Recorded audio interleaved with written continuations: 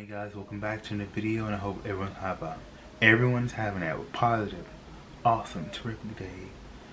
And we are back with Wansee Entertainment, and this is I met the most creepiest sociopath in my life, and this is true. Sociopath, nothing to play with. They manipulate, they do stuff, then they apologize, and they want you to feel bad for them. I think that's a sociopath, or is that a psychopath? I don't know. You don't want to be around them. How could I know? I've never been around one, but I can tell. If you're new, welcome to my channel. My name is Jai. Be sure to like, comment, and subscribe. And be sure to check my other channel in the description below. Let's watch. About 10 years ago, my family had a studio rental business in a big city. Our studio had the most thorough security system at that time. So as a result, our studio became the best place for those parents who ever wanted to send their daughter from the rural area to the city. Okay. Even though the rent price was highly expensive, So our studio was always traded. And because of that, the gender ratio of women was far higher. At that time, there was a woman who had moved into our studio for about 3 months. She was the kind of annoying type that she requested changing the automatic door lock's password several times a month. This is a guy that's working. There was a manual in the room that helps you to change the password for oneself. But she kept asking us to do it every time, saying that it was complicated. We felt like she was the type who was going to fuss about our studio someday, so we always did her favor whenever she asked. But one day, she started saying something strange. She said that someone seemed to be coming inside of her room when she wasn't there. Of course, we have a master card to enter every room, but I swear, we are not those ignorant types of owners who come in and go out of any room, except for sometimes when people who leave their rooms without telling us they had changed the password, or when we had to do an electrical inspection for the empty rooms, asking for prior consent already. But she seemed to doubt me, because I was the one who guarded the studio during my university vacation. Anyway, my parents sent her back to her room kindly, saying that she might be mistaken, at first. Then the other day, she came up angrily this time. She said that she put a piece of paper in the crack of the door and folded the edge of the bed's blanket slightly when she went out.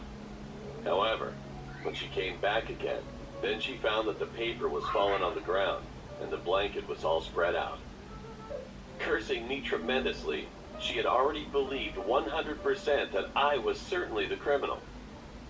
At the time, Girl, it was me, and I don't want to helping you out. Who you gonna call when you need your passcode changed? And even my parents seemed to be suspicious of me at this point. What?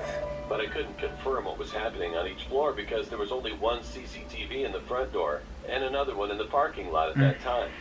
No matter how I felt the unfairness, I couldn't just install all the CCTV using a huge sum of money to capture the evidence of the woman who has such a megalomania and mythomania. So I put a digital camera that had very low resolution at that time in a beverage box. Wow, she in a doing hallway where she was living. I had to go down every 2 hours and empty the memory. And I finally ended up thinking that I wouldn't be able to do this anymore after about 3 days. On the 4th day, the incident happened. That day, the police knocked on our door first. Following them, when I looked inside the woman's room, I could see the pearl-like eyeshadow was spread on every side of the walls. Oh. It turned out that the woman had coated the doorknob with cosmetics when she went down to her hometown for a few days, hoping the criminal to leave a trace when he broke into her room. But as if he were mocking her, the criminal had put those pearl shadows all over the walls, ceilings, and even floors of the room. So the police came to my room after receiving the woman's report. They started to investigate whether they could find any traces of pearl shadow on my keyboard, mouse, drawer handle, faucet, and even the toilet watering lever. But it was nonsense. I was just eating delivery food without knowing anything. The wash basin in the woman's room, which had been empty for 4 days, was completely wet, as if someone had just finished taking a shower, and I could see the soap was expanded. I was eventually called to the police station as a witness for questioning. When I finally got back home, I brought my camera that I had installed before to see what was on it, just in case.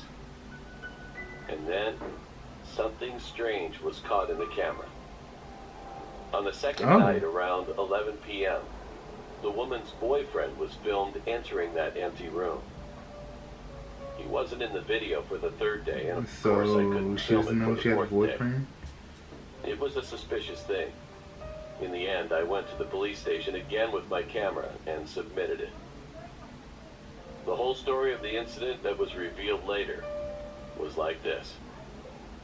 It was her boyfriend who made her terrorized and tremble in an attempt to bring her into his studio. While she went to college, he kept sneaking into her room and left those suspicious traces for a month. Then as his girlfriend noticed the strangeness, she told him what had happened, and he kept telling her about the cruel and scary murdering cases that occurred in a studio apartment. Later, he suggested to her that she could sleep in his house if she was scared. His final goal was cohabitating with the woman, and the climax happened on that day. After hearing that she had set up a trap at the door, he entered her room and rubbed the pearl shadows on the whole room more than she did. Of course, the sink, the blanket, and the paper between the doors, everything was all by him.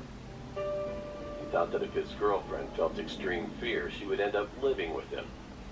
What was even more creepy was that when the police came to our studio that day, he was comforting his girlfriend calmly, hugging her in his arms. The more she got afraid, the more courteously that bastard consoled her. He's saying your own about girlfriend how he could like make her scared on the other hand.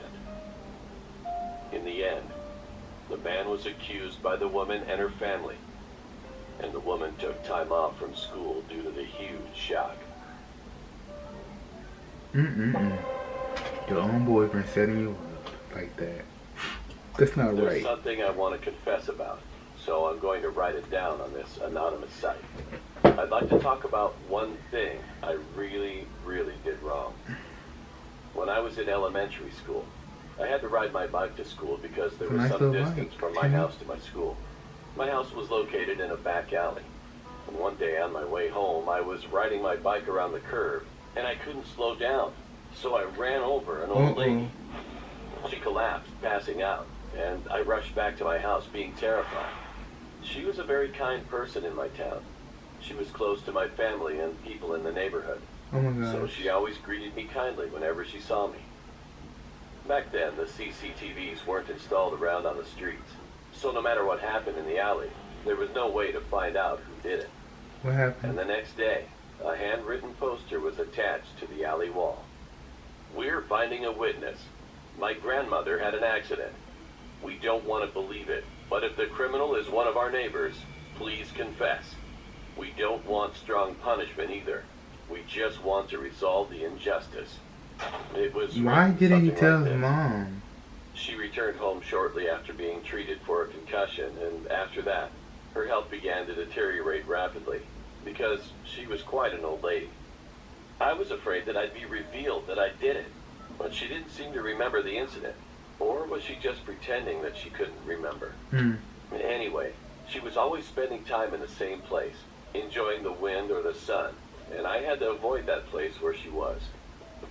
I shouldn't say it like this, but fortunately, I wasn't caught. As time went by, my guilt gradually became dull, and I was living without much thought of it. When I was in high school, she had dementia. And one other day, I was passing by the alley, and I met the old lady again. I greeted her unconsciously.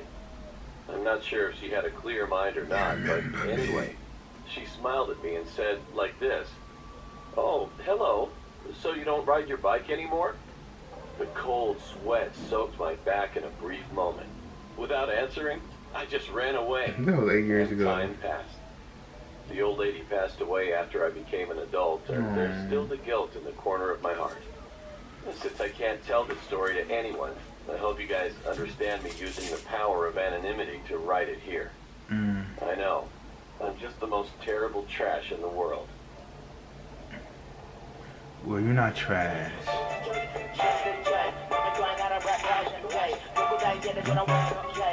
You're not trash. You have no class. and that's your ass. You should have told your mom, your parents, of the accident. Yeah, I know you were scared. She was like, Mom, I didn't mean it. I was riding my bike in the alley and I hit the old lady. I'm so sorry. Then everything will be taken care of. Yeah. And the boyfriend's a sociopath. Get some help. You really need it. Stop it. Get some help. Thank God for tuning into this video. Tell me guys what you think and have the most awesome, positive day. And it's your life. Do what you want and do it positively. Peace.